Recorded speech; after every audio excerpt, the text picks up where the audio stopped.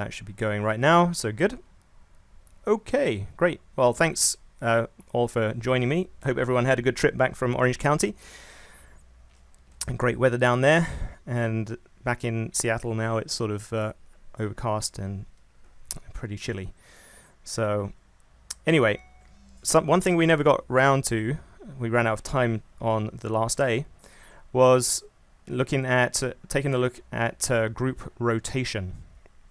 And I had prepared a bit of a demonstration on group rotation because it's one of the newer things that is in the program. And I know Scott was interested in that. I talked with Scott briefly at the back of the room about it, but we never got into the actual details. So this is where we're going to get into the details of group rotation. So where do you find group rotation in the program? It's actually under, if you look down on the right hand side, you should see a category called Pro Tools, and there is a template in here called Group Rotation Template. So if I select that, and I'm going to run this on I kept talking about the weekly options list, and when we were down in Orange County at that time, I had 300 odd symbols in my list. I've since had emails from various people telling me that that list is a little out of date, and Marilyn kindly put together another list for me yesterday, which I've shared on my OneDrive. And in the email I just sent out, there was a link to my OneDrive. If you use that link, you will go to a folder called Shared by EdgeRater, and I'll show you what that looks like. Okay, you'll click on that. You'll come into a website. It will say Shared by EdgeRater, read only. Click on symbol lists, and in there are a bunch of files. So I put one of the files I was working with at the very end of the workshop was this all securities greater than $2, greater than 200,000 volume.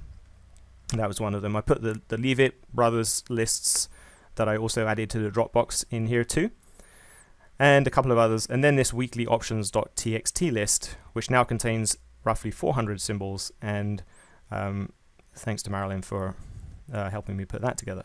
But you should be able to come in here and download any of these lists, and as long as you put them in your so Steve, this is the question you had, is once you download a list, what do you do with it? And the answer is, in order for any symbol list to appear in this box on the left hand side in the program, so that when I drop down use this drop down arrow and see the whole list of symbol lists, in order for it to appear here, all that needs to happen is for you to put that file in the right location on your hard drive. So where is the right location? It is Documents. I'll show you here. So as long as you drop it in the following location, all right, so that everyone has a Documents folder. It may not be under Libraries Documents. It might be under, because Libraries Documents is kind of a shortcut for Documents. It may be under C:\users /username Documents. But every EdgeRater file that you sort of customize is stored underneath the EdgeRater subfolder, and symbol lists is one of those subfolders. And in there you can see there's a bunch of txt files. They're just text files. So the weekly options, this new weekly options.txt file. Steve, okay, great. So yeah, so you put the file in this location, and as soon as you drop it in there, EdgeRater kind of picks it up. It knows about this special folder, and it basically says if there's a file in there and it's a text file, then it's going to read it and put it in this drop down over here. Now the text file that we're talking about in this case is there. Now you see there are two weekly options files, just slightly different naming. I'll probably remove this one with no space in it. But if you open that up in a text editor, for instance, with everybody has Notepad on their computer, so you could open it up in, you could probably do send to Notepad. I'm just going to open it up in TextPad. That's my default text editor, and you can see the format of the file is very straightforward, right? It's the symbol and then a comma, and then the name. The name is not essential to the program, but it helps if you put the name in, because then names start appearing in places that are helpful, like in the charts and so on. So anyway, once you've dropped your text file in there, it will magically appear in this list over here. And once you've selected it from the list over here, you can then click the edit icon. Remember, that's the little pencil icon. You can click the edit icon, and that will pop up with the dialog box, which allows you to set the data provider if it's not the default data provider. Okay, and then choose your update options, number of years that you want for data to be updated, and then the data snapshot tab actually tells you if it has any data currently associated with that list and what the from and the to dates are. So you would press this little update data button to get data from this data provider. So in the new list there are 400 weekly options. So this list is current. We just sort of worked on it yesterday. Marilyn sent me the new list yesterday, so it's very current. Anyway, that is in the OneDrive that I sent you the link to.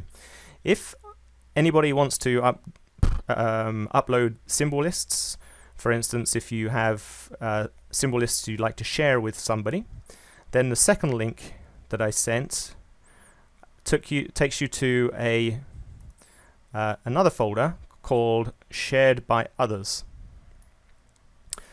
And so if you want to share something, go to this folder here. It will be Shared by Others, and create a subfolder in here and just give it a name. For instance, if Steve, you want to upload something, create a folder in here called Steve, and then put things you want to upload in there, and that way we can easily share things among everybody. So everybody has read-write permissions to this folder, and anybody can upload anything in here. But the previous folder I showed you, the one that I'm sharing, you only have read access to, and I can upload things to there only, just so that we don't accidentally delete things. Okay, so I'm running this group rotation template on this new list of weekly options. Of course, you can run it on any list you like, and I've updated this through yesterday's end of day data, and there's a couple of options on the first page of the template, and the options are % change period and rank average period, and you can change those options by pressing the change settings button. So if you wanted the % change period to be, say, 10 days and rank averaging period to be, say, 3 days, you could change that, and you see it changes these numbers down here. So what it's the gist of this template is it's going to take whatever % change period you've put in here, and it's going to calculate the % change of every stock that's in the symbol list over that period of time, and then it's going to rank them against each other, so you can see which ones had the highest percentage change over that period of time. But in addition to doing that, it's also then going to average that rank, because rankings change quite quickly and erratically on a day-by-day basis. You can choose a smoothing period for the ranking, and so that's what the rank averaging period is. I'm going to leave this set to 22 and 5 for the purposes of this demonstration, and you can follow along with this new list, and you should get the same results as me. So I'm just going to run the template, and we'll talk about the kind of data that we see.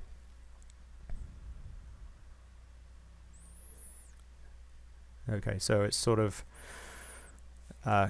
finished running here, and the first thing it shows is this dashboard sheet, which is really a summary of all of the other worksheets.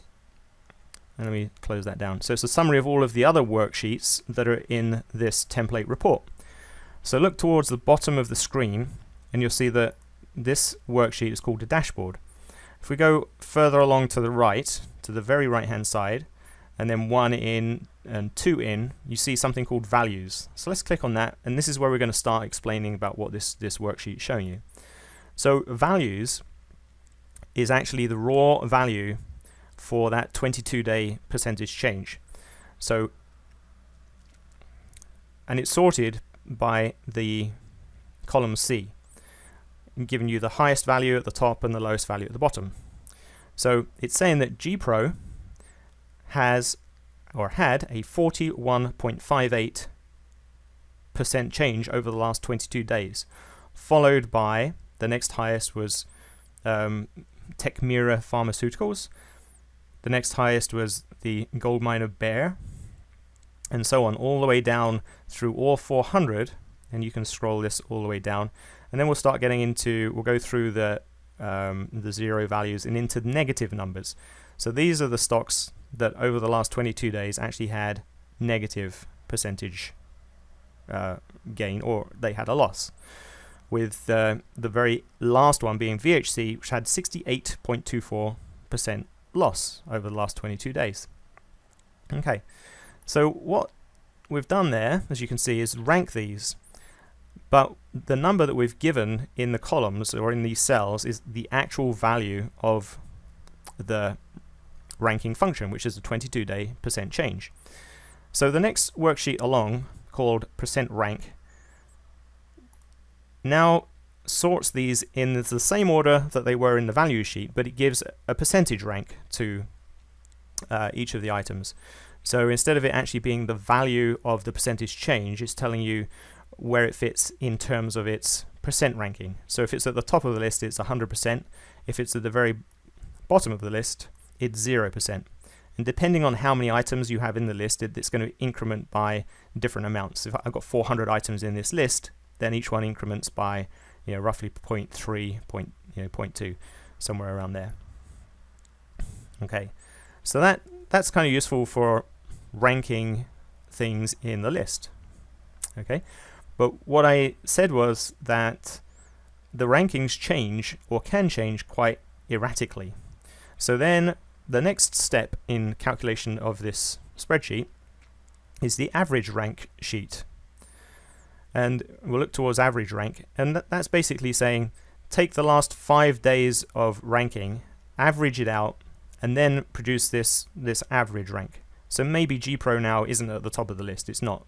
Okay, the gold miner Bear is at the top of the list because over the last 5 bars, let's look at the last 5 bars, 1, 2, 3, 4, 5, the average of that beats the average of GPro.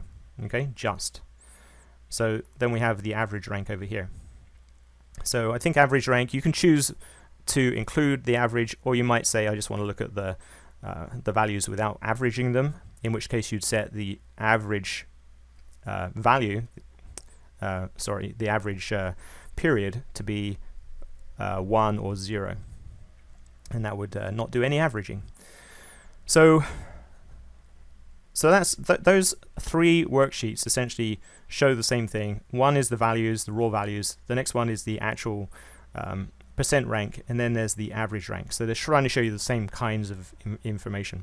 The next worksheet across is the change in rank, or change in average rank. So this is then saying what was the ranking yesterday and what is the ranking today.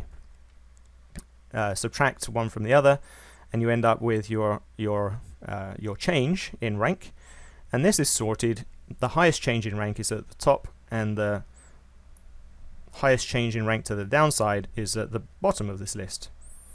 So as you can imagine, this is trying to, it doesn't matter where the stock appeared in the average rank, if it's changing the fastest, it's going to appear at the top of this rank change list.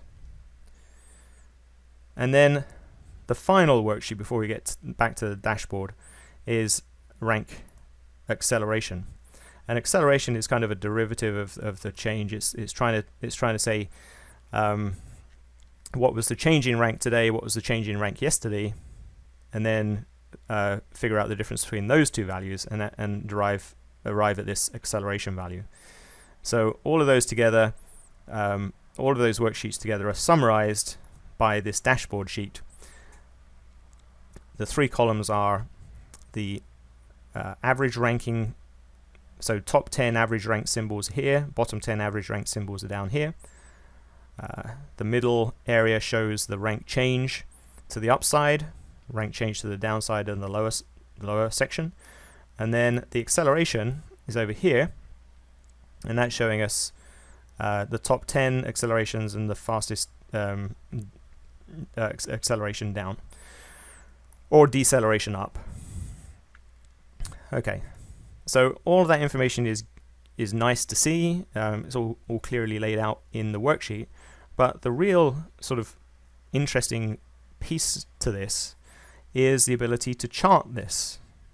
So let me show you what I mean. We can chart from any one of the worksheets, doesn't matter where we are. I'm going to just, right now, I'm just going to double click on Dust, Gold Miner Bear 3 times Direction Funds. Okay, so I'll double click on that. And in my other window, so I'll bring that into view in just a second. Okay, yeah. So in my other windows, it's popped up the chart, and the chart's been configured. It's configured by the template, so you don't have to do any configuration of the chart, but it's being configured with basically a simple chart on the top. There's no other indicators, it's just price in the top area. The first sub area is showing the values. So remember, the values is the actual percentage change over 22 days. That's being shown in this sub area down here. The next area down is showing the average rank and how that changes over time. That data, in fact all of the data for the lower 3 areas, is directly coming from the worksheet. It's not doing any other calculation somewhere else and bringing it in here. This this chart is actually getting data from the worksheet. And then the lower area is the rank change. So you can see there, when rank change starts to move, it might sort of be the start of a ranking. In this case, rank change started to move right here in March. And then you saw that the average rank continued higher to hit the top value over here. The top value is always 1. 1 is 100%. So if you ever see the average rank chart showing a 1, you know that this stock was ranked the highest stock out of all of the stocks in that list on that day. And you can see then that it's falling out of favor based on that ranking period. So the period that you choose for doing the ranking obviously has a huge effect on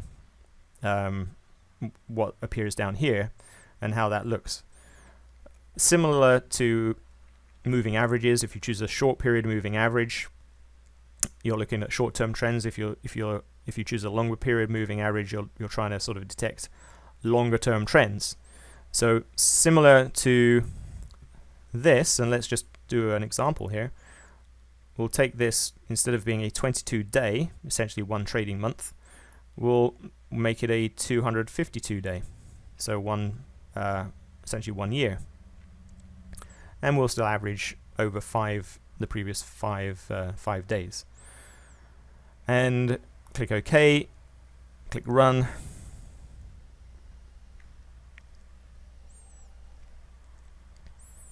Wait for a couple of seconds. Alright, so now we see a very different picture.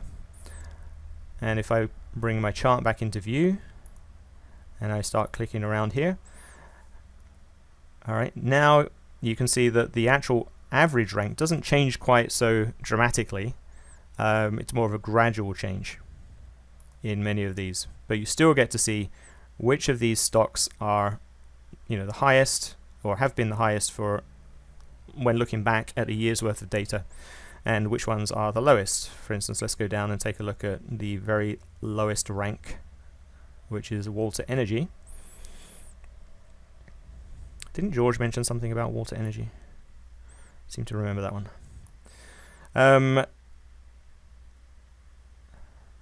Right, so you can see, it's had a pretty pretty terrible time. This would have been a year ago, would have been October 2013, so over here.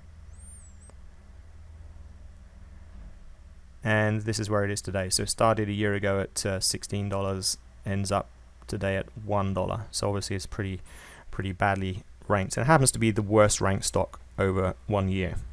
And we can look at a few of the others down here and see why or how they got to be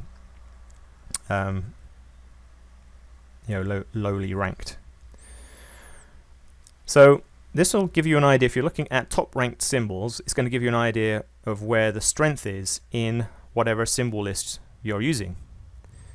Right now we know that over the last year the strength is in Plug Power, it's in Puma Biotech. Alright, so it's interesting to know where the strength is. It's also interesting to know where stocks are out of favor if they're going to come back into favor.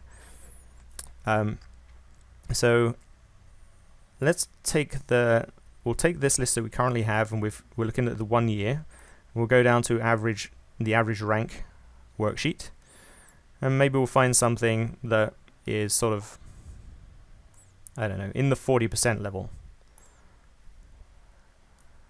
And bring this back up here.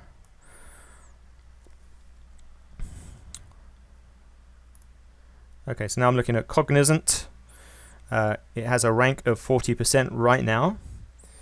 But what would be very interesting, obviously, would be to be able to pick out things that are lowly ranked that are rising in the rank.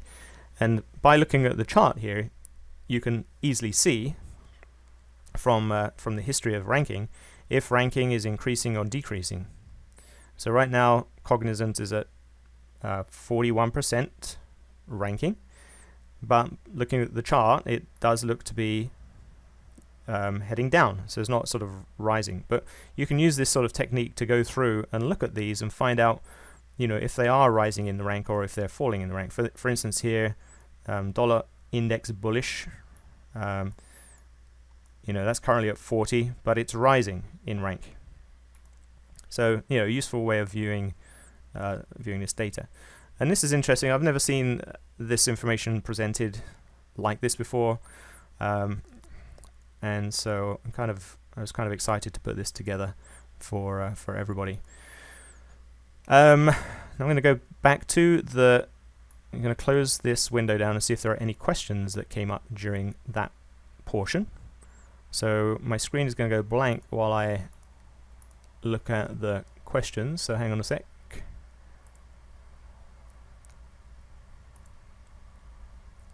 All right.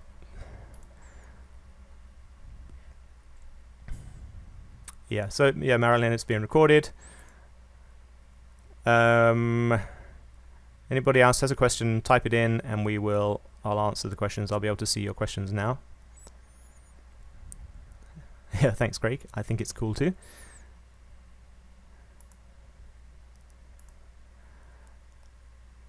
All right. Okay. Ghana asks if it's possible to delete all files, all data, and start fresh. If so, what data should you delete? So this is getting back to at the beginning when I was talking about the data files and where they reside on the hard drive.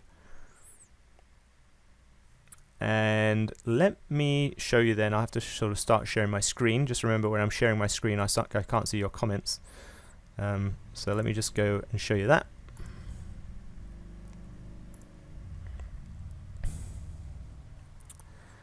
Okay. Yeah, so to bring back up my documents folder. All right, this is where my symbol lists reside. So is it possible to delete data and start fresh? Yes, it is. If you wanted to delete symbol lists, then you could actually just delete everything under the symbol lists folder. You just select everything, delete it. If you delete that though, you still got data, because what happens when you download data from wherever your data is coming from, for instance from Yahoo, you download it and it puts the actual data into this snapshots folder as a Okay, I just got a text saying you can't see the screen, but I think it seems to me the screen is being shared right now. Okay, well, I'll continue for a sec and I'll come back to look at the messages in a minute. This is actually being recorded by my Camtasia anyway, so this will definitely be on the recording. So, so when you download the data, it's actually going to appear in this snapshots folder. It's not a folder you really ever need to go and look at, but just for your information, that's where the data is. If you wanted to delete all your data and start fresh, you can just delete all the files that are in here. You select them all and delete them all. And you can see some of these files are actually quite large, because this list here, which is all securities greater than $2 and trading more than 200,000 shares, is actually 281 megabytes large. So maybe you do want to if you're not using that, you might want to delete that to clear up some space. But if you want to start just from scratch completely,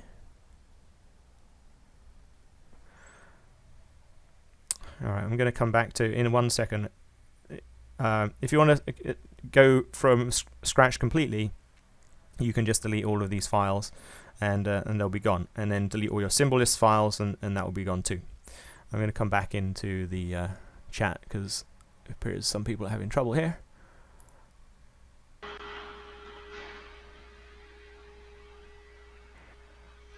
Okay, great. All right, folks. Sorry about that, but Fuse has got a new version of their app, and it appears to be quite buggy.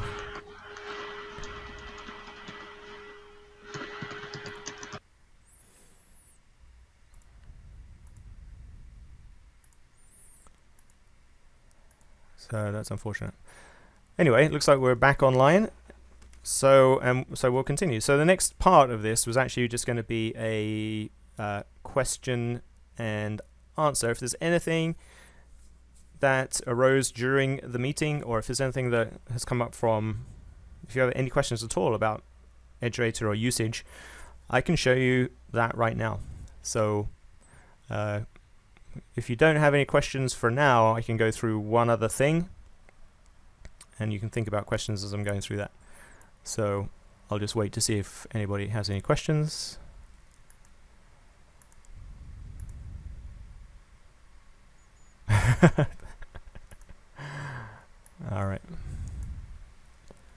All right. Well, I mentioned, I think most people were there for the very end of the meeting when Wojtek talked about the, I think what George is now calling a power bar. Do you remember that? So the power bar was so he was talking with, I believe it's Stephanie, and I don't know Stephanie, so I'm just kind of saying what I heard from Wojtek.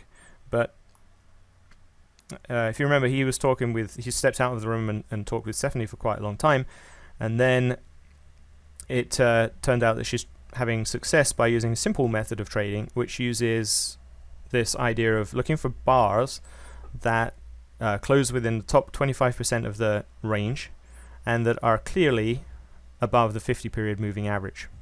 So what I thought I would do would be a good exercise here would be to show you how you can find those bars using EdgeRater. And this is a little bit more advanced than we've previously looked at. So if you can't follow along with this, don't worry, you can look back at the video and see what I'm doing. Let me just show my screen again now. Uh-oh, what's this? Yeah, thanks. Okay.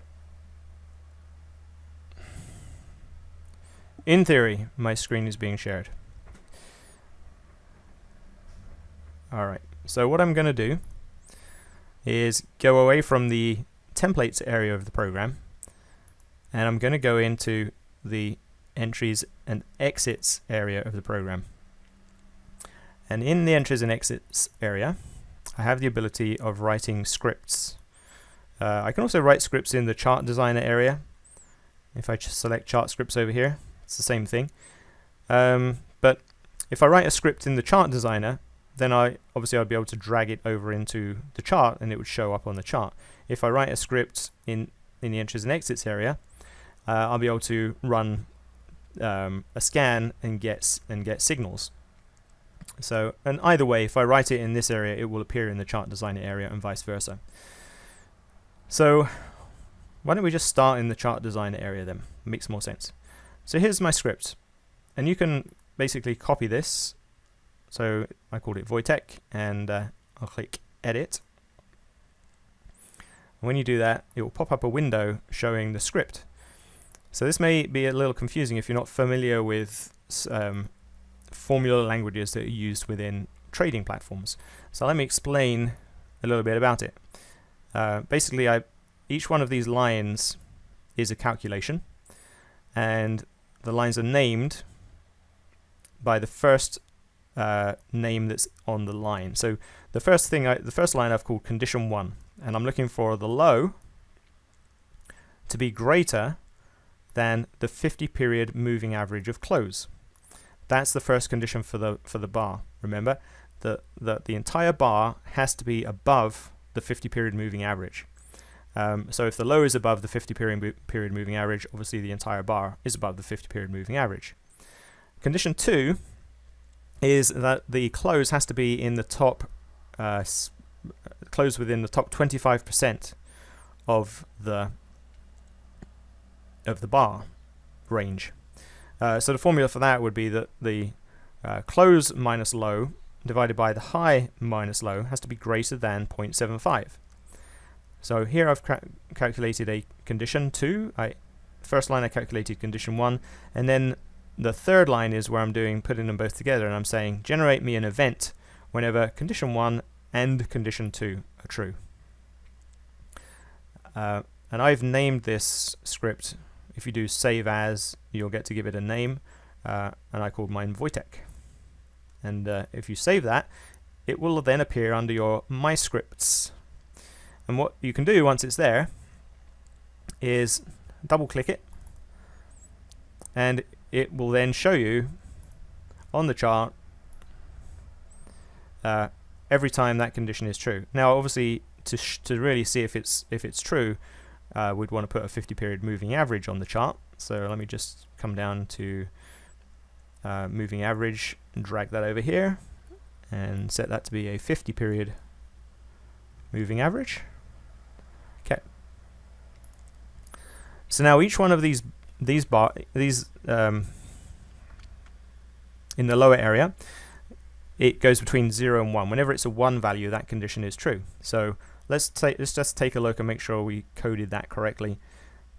Where my cursor is right now, I can see that the bar is entirely above the 50-period moving average, and I can see the close is within the top 25%. Down here, it's true too, and on the following bar and the following bar. So it appears to be picking out the right types of bars. And if we go and change the symbol over, just take a look at some others.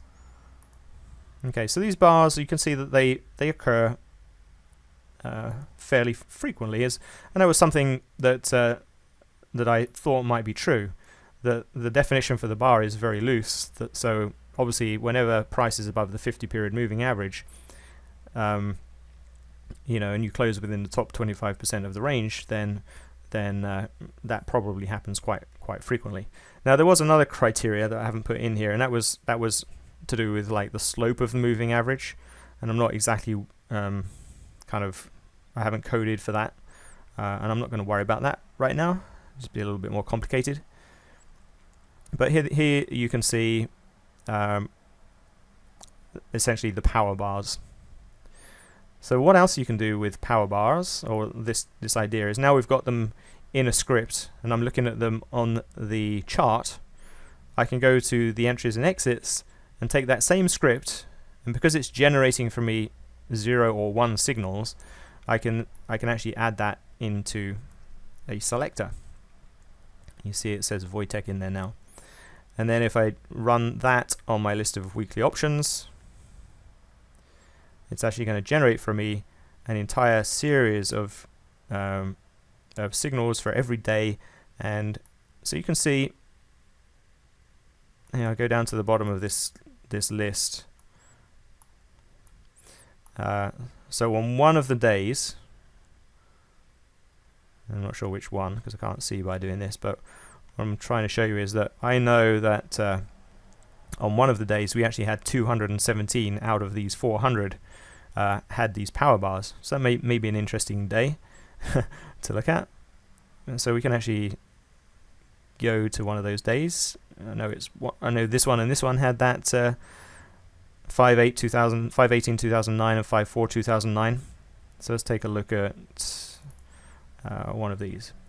Now, it's coming up with a chart that I had previously used, and what I need to do here is just select a different layout for my charting. I actually just configured a layout called Wojtek, so I'll come down to my layouts and I'll select that, and it's basically what I showed you before: 50 period moving average, the little signal in the bottom, and some volume as well. Okay, so on the day that we're looking at, and if I turn my annotations on, come down here, we're probably way back over here. Okay, so alright, so now we can see those bars and where they're generating signals. So this day, apparently, over half of the stocks in this list generated that bar on that day. That's interesting. But I'm not really, I haven't analyzed this, I don't really know anything about it, but I just wanted to point out a way that if you were interested in finding those bars when they occur, what you can do, and if you wanted to find them, which ones happened today, for instance, you go to the very beginning of this list. We'll look for today's date, or actually 10/8 was, because I only updated my data at the end of day on the 8th. And then I can get this list, this column A shows me all of the stocks that had that so-called power bar. Actually, quite a few of them, 62 out of 400 had the power bar on that day.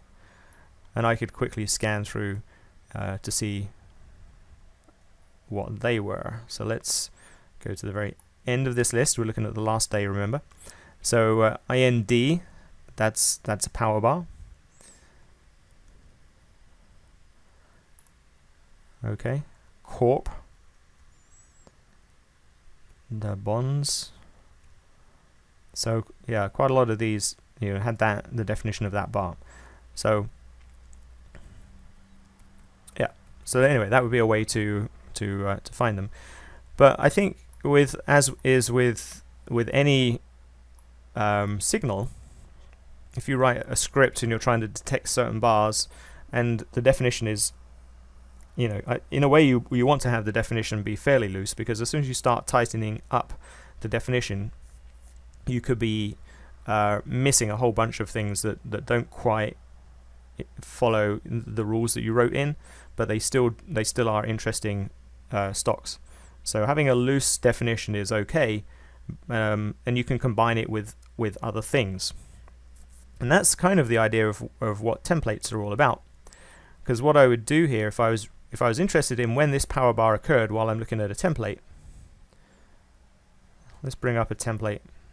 Let's look at, say you can create your own template and just have power bars in, or you can use another template and you could add a power bar column in.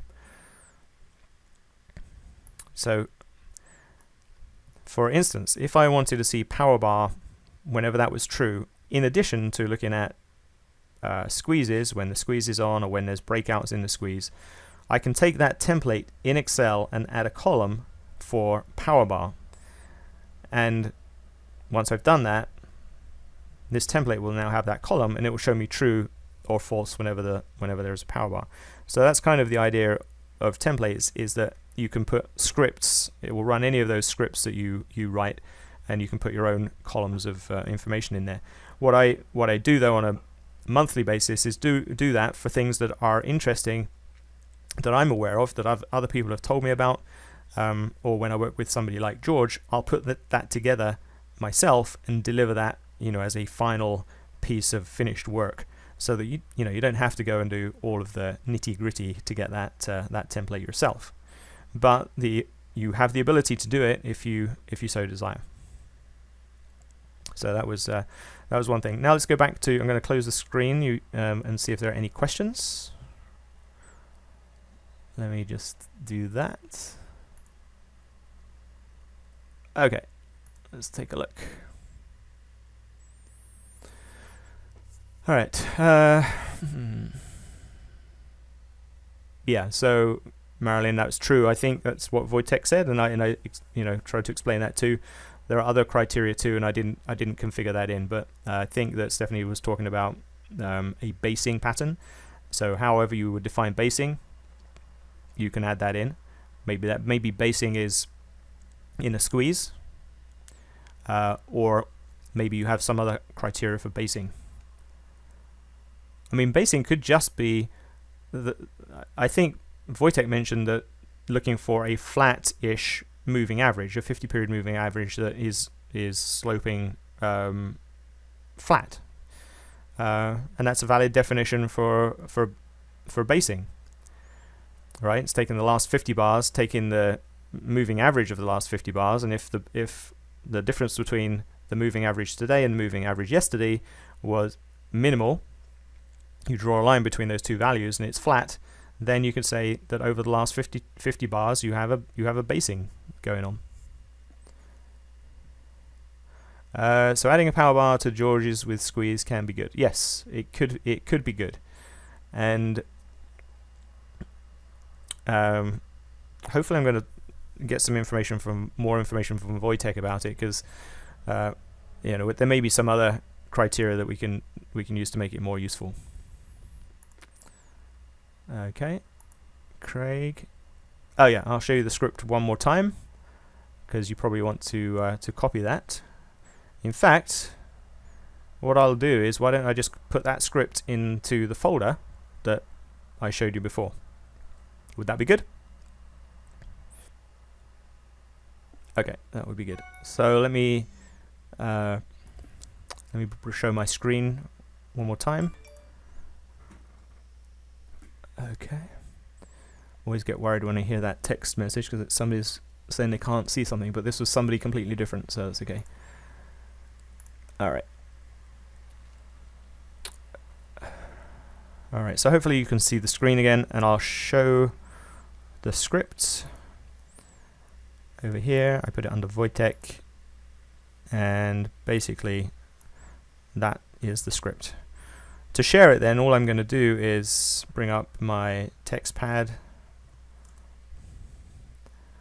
It's just a text file, so I'll just pop it into there and then save that as OneDrive documents, and it's under EdgeRater shared by me, and this will be Wojtek script. And I'm just going to save it in the root of this folder, not in symbol list.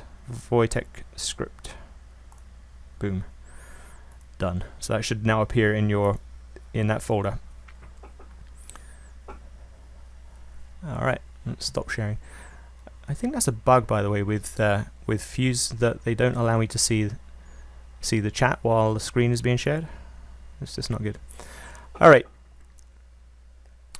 Okay, cool. So,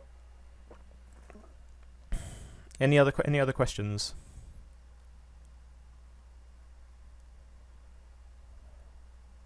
Clearing bar.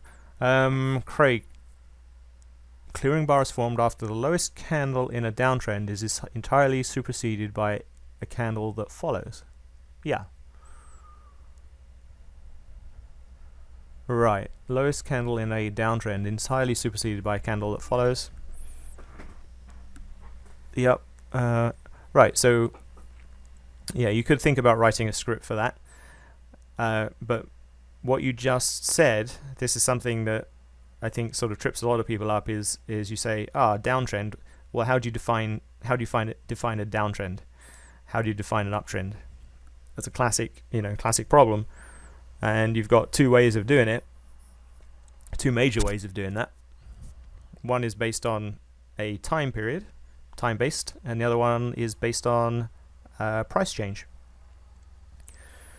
For instance, moving averages, 50-period moving average is a time-based way of measuring a trend. If price is below a certain moving average, that for sure indicates a trend over that period of time. But then you take the 10-period moving average, and the trend may be in a completely different direction. Same with linear regression. Okay, always uses a time period to specify a number of bars, but then the other kind of category of ways of finding trends is with percentage-based or price-based change, and the only indicator I know that sort of looks at that is the zigzag indicator. And you have to be super careful with the zigzag. You never want to use it for backtesting, because in order to draw that zigzag line, it actually peeks ahead a little bit. And you might say that's cheating. It's definitely cheating if you're backtesting with it, but it's completely valid if all you're doing is, looking at a chart, looking at all the prior bars, and drawing a line connecting the peaks and the troughs, and drawing your best effort on the right-hand side of the chart to draw the next leg. It's completely valid, and actually it's what you want when you're looking for early signals of things that are happening, like MACD divergences, and you want to get a heads up that something might be changing. Actually, zigzag is a good way. But so yeah, you could use zigzag for trying to define your trend, or you could use a moving average, or you could use a linear regression. Probably the simplest way would be just to say you want price to be less than or greater than a certain period moving average. So that's how I would do that.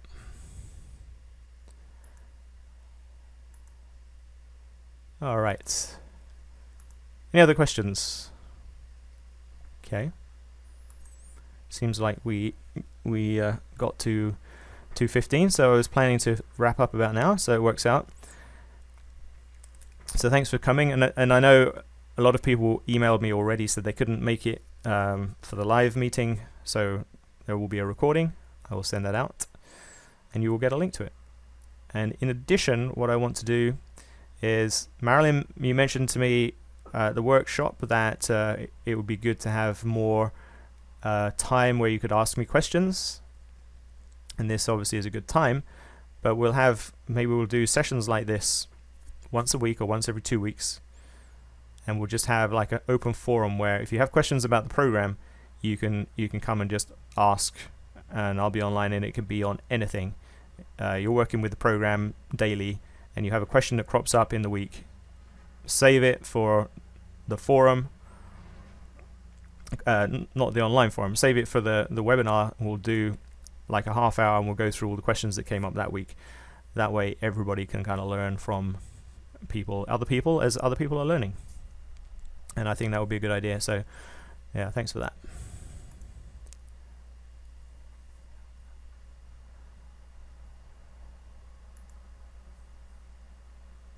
Yeah, thanks, Steve. I appreciate the texts. Otherwise, I would have had no way of knowing that the screen went blank. That definitely helped. Thanks, everybody, actually, and thanks for the time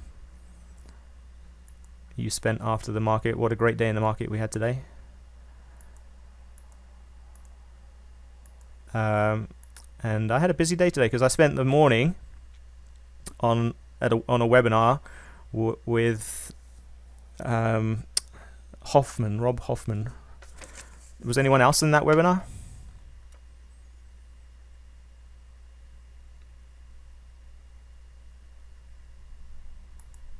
It was really actually quite interesting. Anyway,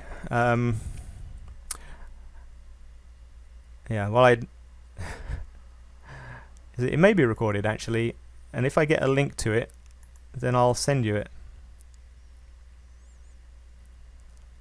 John went to a live lecture of his. Yeah, I think he sounds like an interesting guy, and he sounds like he's, obviously is really trading.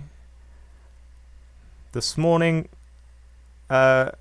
he was hoping to make some live trades, and it just turned out that the market didn't offer him anything, so he just didn't make any trades.